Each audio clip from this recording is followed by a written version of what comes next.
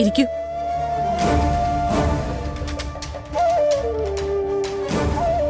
കുറെ നേരം കാത്തിരിക്കേണ്ടി വന്നു അല്ലേ?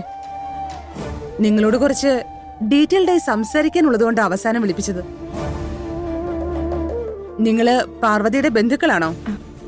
അല്ല, ഞങ്ങൾ ഇവളുടെ ഫ്രണ്ട്സാ. എന്റെ പേര് ആയിഷ, ഇവള് മീര. ഞങ്ങൾ 3 പേരും ഹോസ്റ്റലിൽ ഒരുമിച്ച് താമസിക്കുന്നേ. ഇവരോട് കുട്ടി എല്ലാ കാര്യങ്ങളും പറഞ്ഞോ? ഇവള് പ്രഗ്നന്റ് ആണെന്ന് ഞങ്ങൾക്ക് വിശ്വസിക്കാൻ കഴിയുന്നില്ല ഡോക്ടർ. ഇവള് അങ്ങനൊരു കുട്ടിയല്ല. ഇതെങ്ങനെയാ സംഭവിച്ചതെന്ന് ഇവൾക്ക് അറിയില്ലെന്നാ പറയുന്നത്. ഈ പ്രശ്നം എങ്ങനെ കൈകാര്യം ചെയ്യണമെന്ന് അറിയാനാ ഞങ്ങൾ ഡോക്ടറെ കാണാൻ വന്നേ.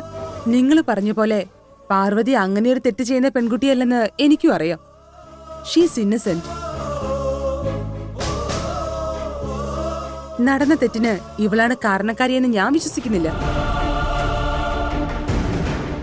പക്ഷേ ഇവള് പ്രഗ്നന്റ് ആണെന്നുള്ളത് സത്യമല്ലേ?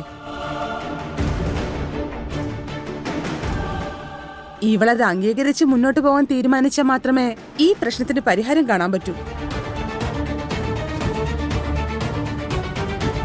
ഒരു തരത്തിൽ പാർവതി നിങ്ങളോടെല്ലാം തുറന്നു പറഞ്ഞത് നന്നായി.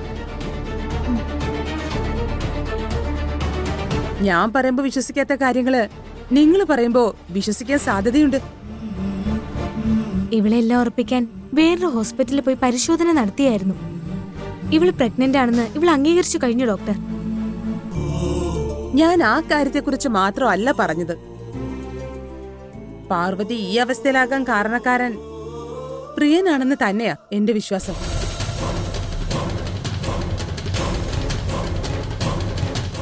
അത് പറയുമ്പോഴൊക്കെ പാർവതി നിഷേധിക്കുക. പ്രിയൻ ചേട്ടനെ കുറിച്ച് എത്ര പറഞ്ഞിട്ടും ഈ ഡോക്ടർക്ക് മനസ്സിലാവുന്നില്ല.